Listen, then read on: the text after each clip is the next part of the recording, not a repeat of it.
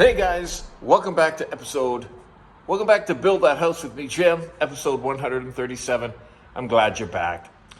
So we got some birds trying to move into the house before we do. So I'm just blocking off the area up there. I'll give you a peek at that. So I'm just fixing their situation up so that they don't do that anymore.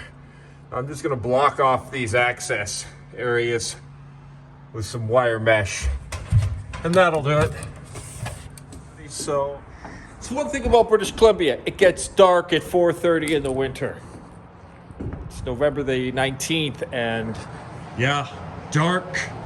So I got a little light here, and I'm continuing to wire mesh all those openings in the roof. Daytime work, nighttime play.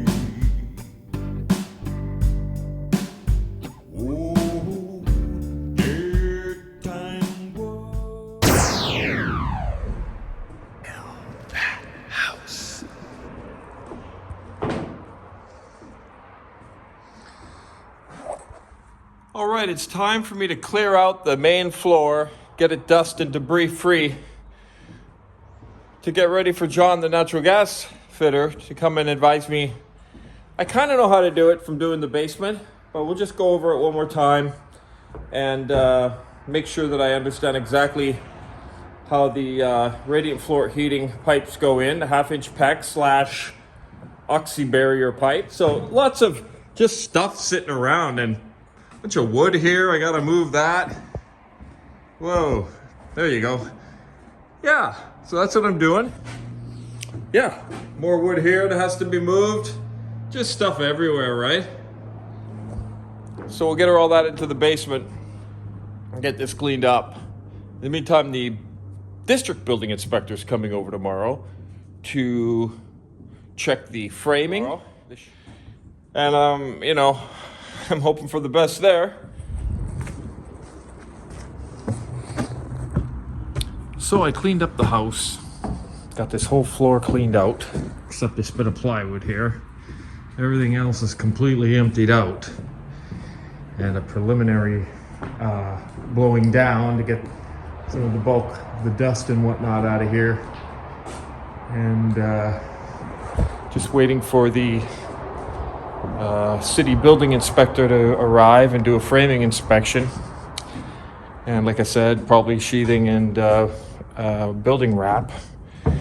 And I don't know, until then I'm just kind of working on this mega hedge that I covered a couple years ago on one of my vlogs. It takes me about 30 odd hours between doing the trimming and loading the stuff up and taking it to the brush depot, if you will. And it's a massive hedge. So down the line, I'm I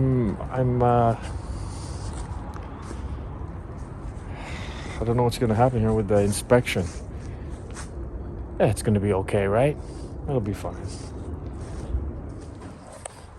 Okay, so the building inspector came by and looked at the framing and the sheeting and the house wrap elements, and I failed the inspection for the framing, but I failed and I'll tell you why. You see that headroom as you go up the stairs here? Right there. That's not enough room. So this is actually the building inspector's report that you get on the digital copy. And as you can see, it says cut back header at stairs to 2,050 millimeters. Recall when complete here. This is what I have to move. It has to come this way about 6 or 7 inches. So that drywall backing has to come off. Then I have to put a brace in here and support it with 2 verticals to support those 2 pieces. After I disconnect this, those will be dangling, right? So that piece across there will support them. Then I can make the alteration. And there's a bunch of stuff upstairs that needs to be done as well. Let's take a quick look at that. Might as well. Yeah, so this is basically the top side. This has to come out to here, like so. So all this has to be disassembled to a degree and then rebuilt. But it could take a little bit of time. But considering it's something that is a code-related thing, and I'm only 6 feet tall, so it's difficult for me to imagine needing any more headroom here. But as you can see, I got maybe 1 inch. If a guy was 7 feet tall. All right, I got one of them. Half of them I ground and half of them I pulled the nails actually. They're about the same difficulty level though, so. I got that side, I gotta get these out. It takes a while. I've been at it for a good over an hour. Okay, now I gotta cut those back and put it back. Man, that was a bit of a trick. Okay, so now I'm cutting these back. I just gotta get in there somehow. Cut these off, slide the header back in there. Okay, I got them out of there. None of this has been particularly easy this last couple hours. Anyway, let's see if we can get the header back in there now. Okay, everything is rebuilt. That is now in line with the rest of the hallway, which, you know, kind of to me is like 1970s apartment building. I'm not really a big fan of that. I prefer like the way this is back a bit, kind of creates a little character. But I was lucky that it didn't actually impinge more on the hallway. So ultimately, I had to push this thing back 1 foot. You can see where it used to be, and put it back to here. So there you have it, done. Let's call the inspector and have him check it out and sign off on the framing on the house. It's done. As far as I know, we got her. Okay, so finally, I remembered to get a floor drain cap. So I'm gonna cut this flush. I'm gonna flex the Sawzall blade so it's flush with the concrete, and that'll just basically go right in there. And anytime that hot water tank blows or whatever reason the basement might flood, the water will just go straight out there into the sump drain outside there. So, and this here is the original water line that I put in, which is 3/4, and it's incorrect. So I'm just gonna cut that off there flush and get it out of the way. So it's a couple little jobs to do here, and nice little break.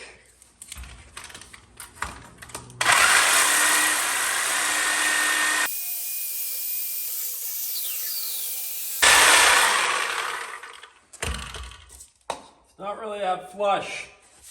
It's okay. I have another tool. I should have used it originally. My power chisel probably would have been better. Oh, barely fits. Yeah, here we go. God, I love this tool. Use it for all kinds of stuff. Pull this sticker off here. Oh, great. Nothing like sticking residue on everything, eh? Okay, that's not gonna be good. I'm gonna have to get that off with something. Hang on, I don't know if I'm OCD or if I just like things clean.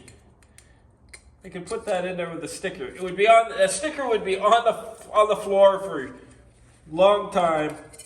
So I just like things. Yeah, I mean, this is my pride and joy of this house. I want it to be perfect, the best I can anyway. Damn, I don't know. That is so tight.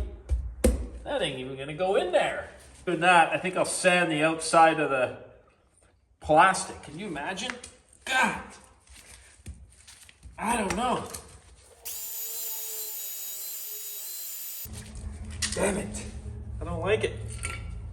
I like the way it sits so high. That's sitting up 1/8 of an inch. All the water would never go down. Plus, you could trip on the bloody thing. Sticking up so high. I don't like that.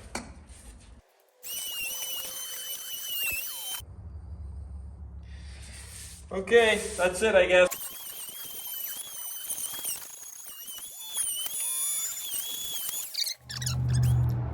Well, I guess that basically wraps up this episode. I want to thank everybody for watching Build That House with me, Jim, for the last 3.5 years. What an incredible journey it's been. It seems to go on and on forever. And I'm still having a good time. Sometimes I feel like I've been doing it forever, but all of us live life forever. So what's the difference if I'm building a house forever or we live a life forever? It's been very rewarding, and let me switch you around here. All right, and I got everything cleaned out again. This is the pantry area and the kitchen stuff along here. Then there'll be a sliding glass door with a relatively, actually it's a pretty big area for a dining room table. It's very difficult to grasp the, whoa, it's getting dark, the magnitude of the size of this room. I mean, couch and the TV on that wall. If that day ever comes, it will be a glorious one in whatever form it brings itself. The thought of having my family in here on Christmas Day or something like that warms my heart. And I look forward to that day. It won't be in 2025 though, I don't think. But we'll carry on. And 6 more subscribers and I hit 400. All right. Thank you. Bye-bye.